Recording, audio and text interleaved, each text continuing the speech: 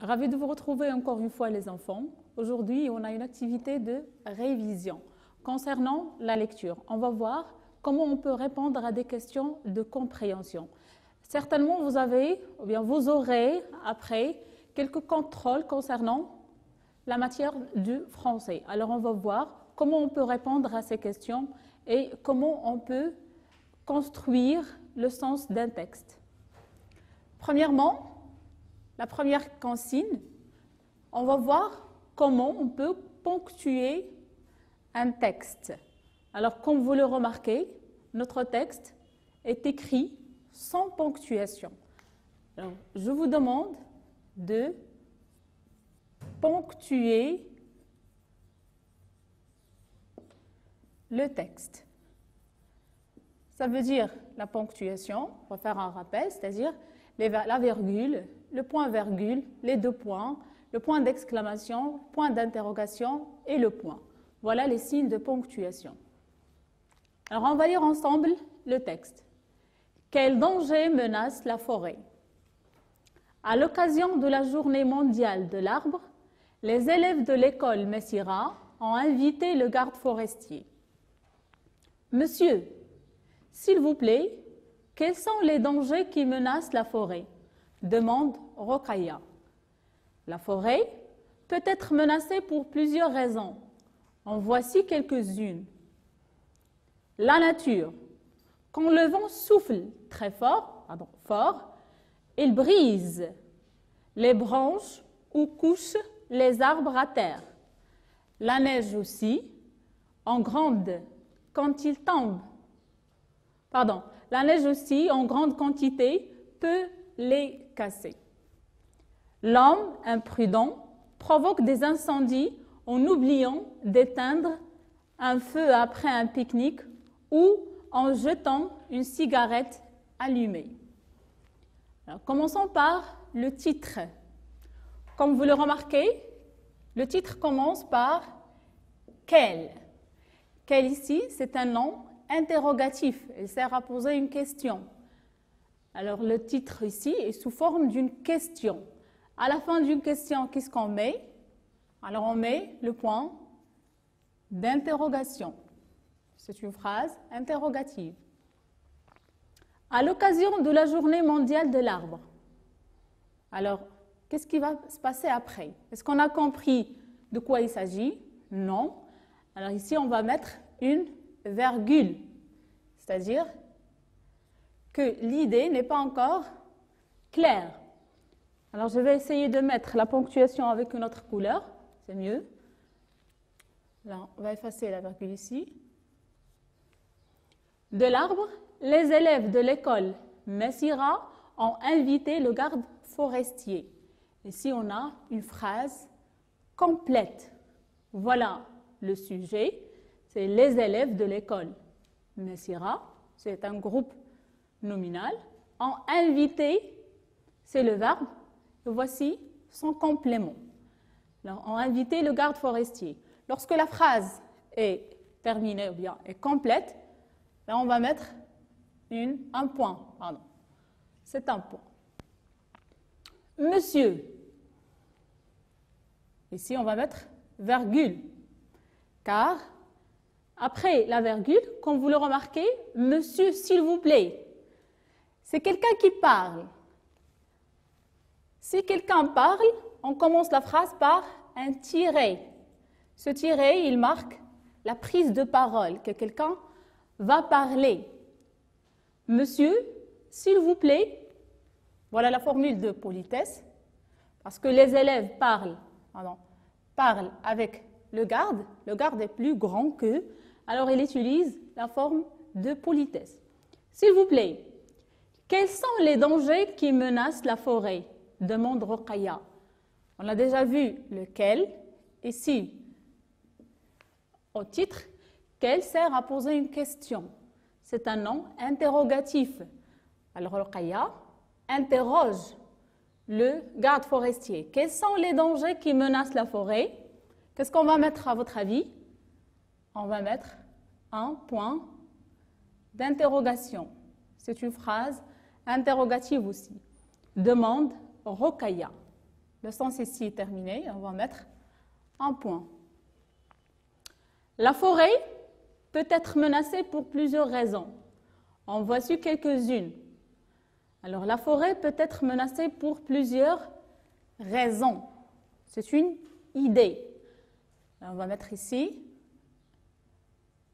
la virgule. Mais avant tout, ici, c'est une réponse. Il répond à la question de Ruqayya. Alors, le garde forestier ici, il prend la parole, il répond à la question de notre élève, de l'élève, Ruqayya. Qu'est-ce qu'on va mettre? Aussi, un tiret. En voici quelques-unes. Alors ici, le garde forestier, elle va expliquer. Pour expliquer, on utilise les signes de ponctuation, sont les 2 points.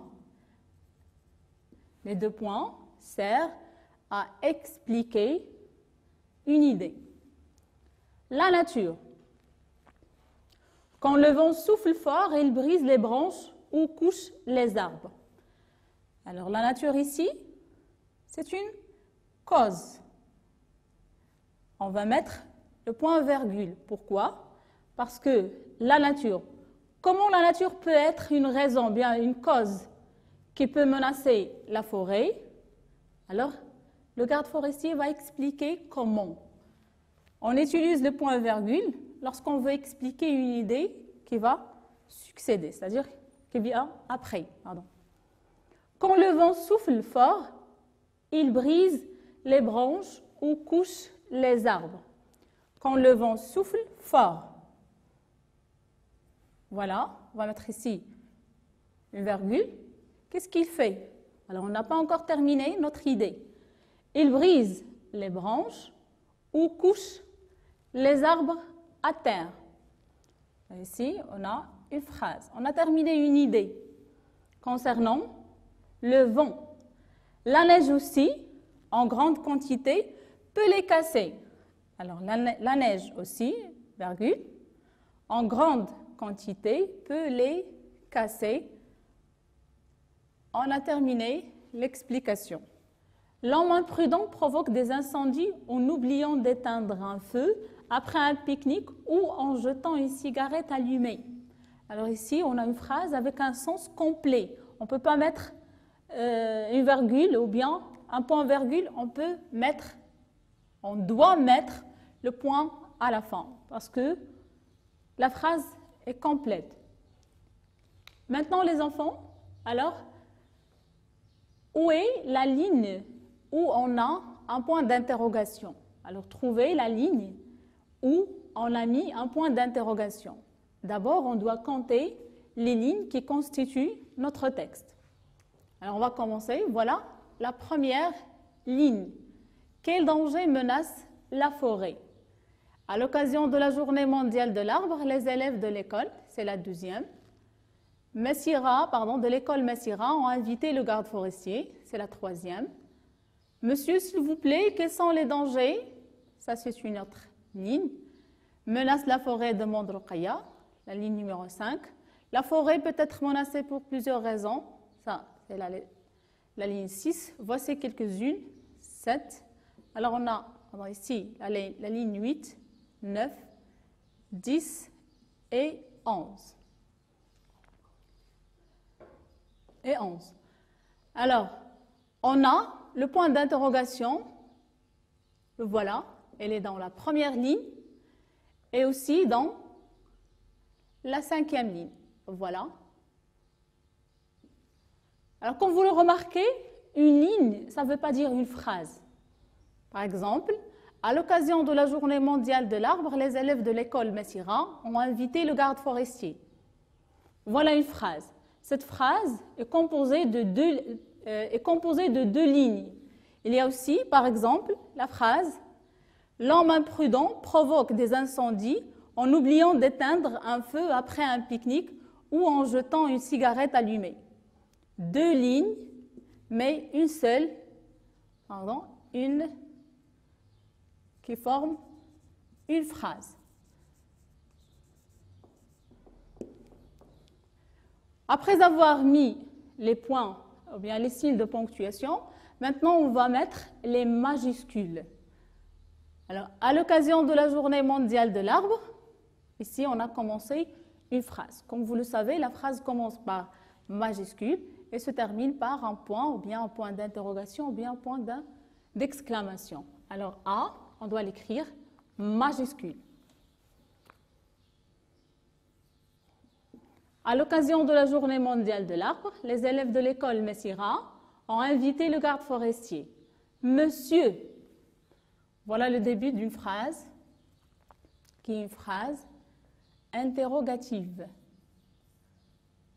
Monsieur, s'il vous plaît, quels sont les dangers qui menacent la forêt? Demande Rokhaya. Rokhaya ici est écrit en majuscule car c'est un nom propre. La forêt, majuscule. La forêt peut être menacée pour plusieurs raisons. En voici quelques-unes. La nature, elle va expliquer. Voilà la première phrase qui entame une explication. La nature, quand le vent souffle fort, il brise. Si on cherche la signification, pardon, l'explication du verbe briser, c'est casser. Il casse les branches ou couche les arbres à terre. On commence ici une autre phrase après un point. Là, on va commencer par une majuscule. La neige, aussi en grande quantité, on a oublié une virgule ici, en grande quantité, peut les casser. L'homme commence par majuscule. L'homme imprudent provoque des incendies en oubliant d'éteindre un feu après un pique-nique ou en jetant une cigarette allumée. Comme vous le constatez les élèves, alors les signes de ponctuation sont très importants pour mieux comprendre un texte. Car ici, le texte est formé de deux types de phrases. Il y a les phrases,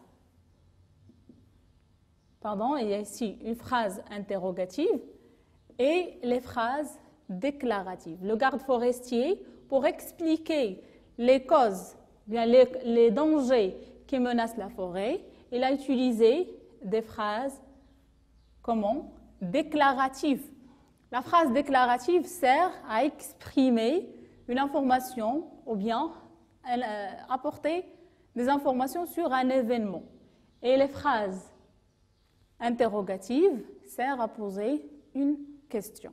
Après avoir ponctué notre texte, maintenant, dites-moi dans quelle ligne peut-on trouver l'antonyme du mot prudent? Alors, dans quelle ligne peut-on trouver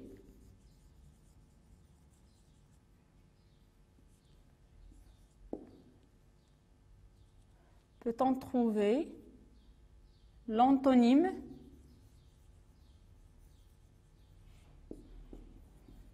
du mot prudent?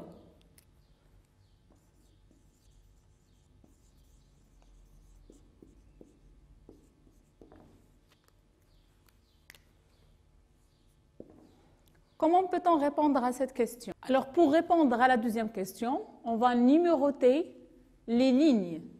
Alors, réponse 2, on va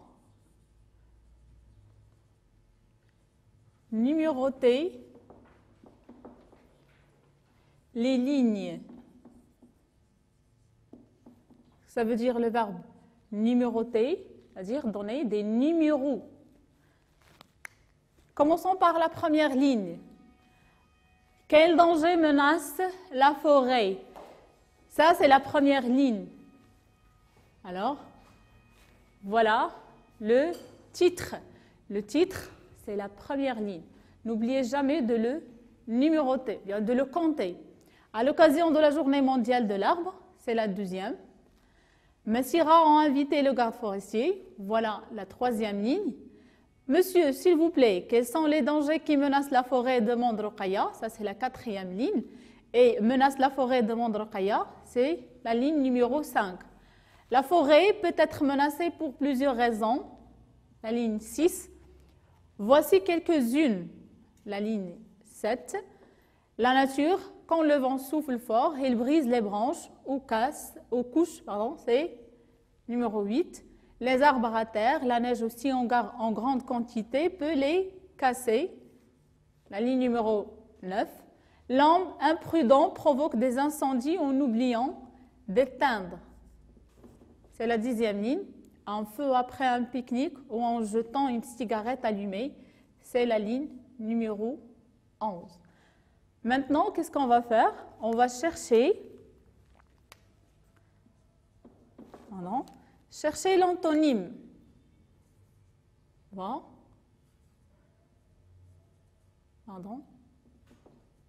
On va chercher l'antonyme. Prudent.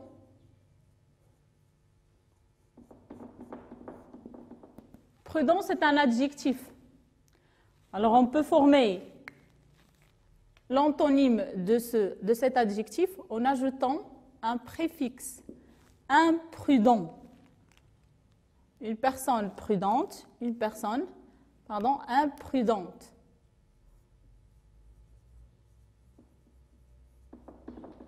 Alors, on va chercher cet antonyme. L'homme imprudent. Voilà le mot.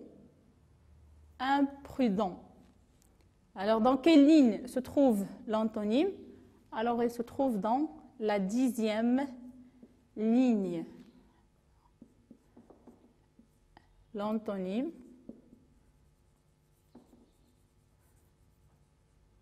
se trouve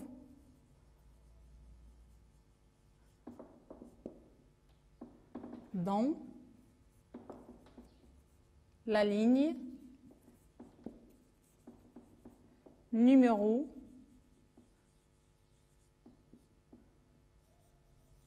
10. D'accord? Numéro 10, bien dans la 10e ligne. Maintenant, on va passer à comment répondre à quelques questions de compréhension. La première question, qui a invité le garde forestier? La deuxième, qui lui a posé la question? Et la troisième, selon le garde forestier, combien y a-t-il de sources de danger? Alors, on va voir comment on peut répondre. Premièrement, vous devez bien lire la question. Alors, lire et relire la question pour comprendre ce qui est demandé. Alors, lire la question. Bien lire la question.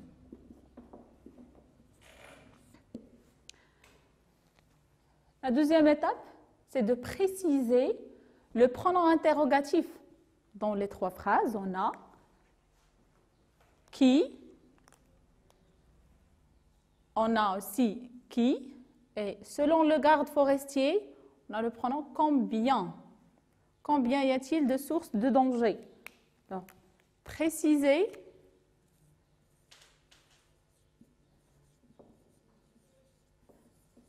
le pronom interrogatif.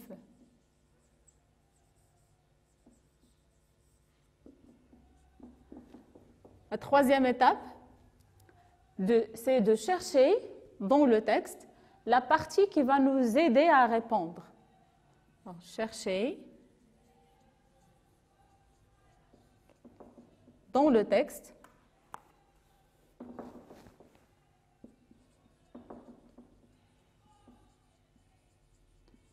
la partie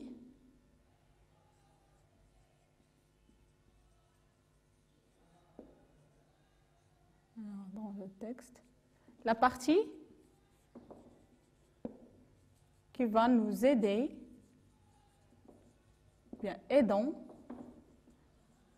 à répondre.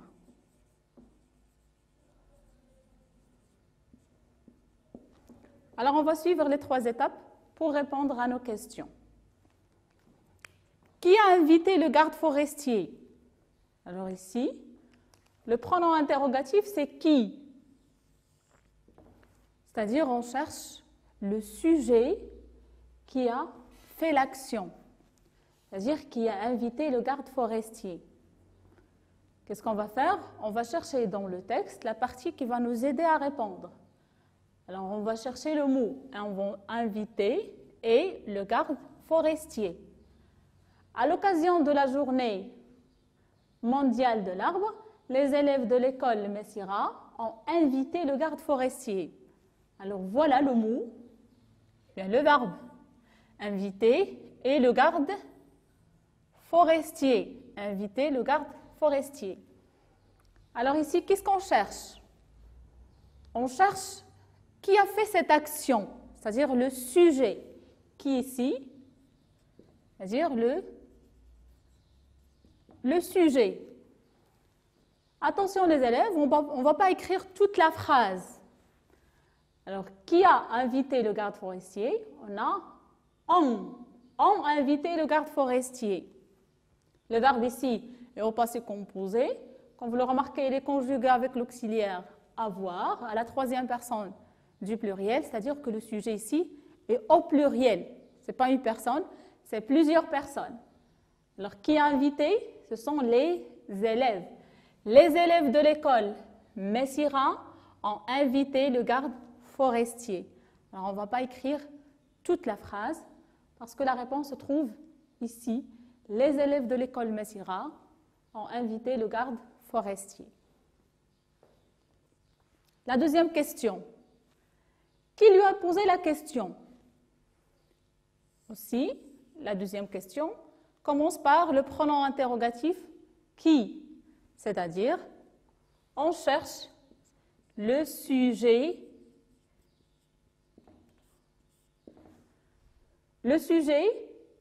concernant le verbe poser.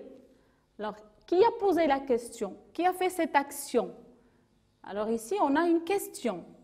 Question, c'est-à-dire une phrase interrogative. Lorsqu'on lorsqu'on pose une question, c'est-à-dire on doit former une phrase interrogative. Alors, une phrase interrogative se termine toujours par un pronom, par le point d'interrogation. Cherchons les phrases qui se terminent par un point d'interrogation. Il y a d'abord le titre, quel danger menace la forêt? Alors on va chercher une autre partie dans le texte qui va nous aider à trouver la réponse. Alors, à l'occasion de la journée mondiale de l'arbre, les élèves de l'école Messira ont invité le garde forestier. Monsieur, s'il vous plaît, quels sont les dangers qui menacent la forêt? Alors, voilà une question. Demande Rokhaya. La forêt peut être menacée pour plusieurs raisons. Voici quelques-unes. La nature, quand le vent souffle fort, il brise les branches ou couche les arbres à terre. La neige aussi, en grande quantité, peut les casser. L'homme imprudent provoque des incendies en oubliant d'éteindre un feu après un pique-nique ou en jetant une cigarette allumée. Alors, comme vous le constatez, il y a deux phrases interrogatives, le titre et celle-ci. Monsieur, s'il vous plaît, quels sont les dangers qui menacent la forêt? Qui a posé cette question? C'est Rokhaya. Comment peut-on savoir, ou bien être sûr que c'est Rokhaya qui a posé la question? Regardez, il y a ici le verbe demande. Lorsqu'on demande quelque chose, c'est-à-dire on a besoin d'une réponse, c'est-à-dire on pose une question sur quelque chose qu'on a besoin d'une réponse, alors qu'on ne sait pas. Demande Rokhaya, alors c'est Rokhaya qui lui a posé la question. Alors ici, lui, attention, on ne va pas répondre comme si. Alors, c'est Rokhaya qui lui a posé la question. On ne va pas répondre comme ceci. Lui a posé la question Rokhaya. Toujours, la phrase commence par le sujet, le verbe et le complément. Alors ici, lui, c'est un pronom qui remplace qui? Il remplace le garde forestier. Il est placé avant le verbe. Alors, Rokhaya lui a posé la question. Pour la troisième question, selon le garde forestier, Combien y a-t-il de sources de danger? Pour cette question, on va identifier ou bien préciser le pronom interrogatif, c'est combien. Combien ici? On pose la question sur une quantité, c'est-à-dire un nombre. Est-ce que dans le texte, on a des nombres? C'est-à-dire 1, 2, 3, 4. Non. Alors, est-ce qu'on peut chercher des mots qui peuvent nous aider à répondre? Alors, on ne va pas trouver le mot, par exemple, source. Alors, le mot source n'est pas cité dans le texte. C'est-à-dire que cette question, on peut la répondre, on peut répondre sur cette question en comprenant le texte. Selon le garde forestier, combien y a-t-il de sources de danger? Alors, en expliquant les dangers qui peuvent menacer la forêt, alors, le garde forestier a cité quelques-unes. La première, c'est la nature. Comment? Alors, quand le vent souffle fort, il brise les branches ou couche les arbres à terre. La neige aussi, en grande quantité, peut les casser. Alors, voilà une source, c'est la nature. La deuxième source, c'est l'homme. L'homme imprudent. Alors, c'est l'homme. L'homme aussi est une source de danger. Comment? Il oublie parfois d'éteindre un feu après un pique-nique ou il jette une cigarette allumée. Alors ici, selon le garde forestier, combien y a-t-il? La réponse de combien y a-t-il, c'est il y a. Combien? Il y a 2 sources de danger. Selon le garde forestier.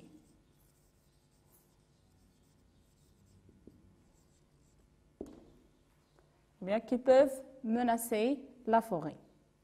La première partie de notre révision a touché à sa fin. On va se rencontrer encore une fois pour faire la deuxième partie.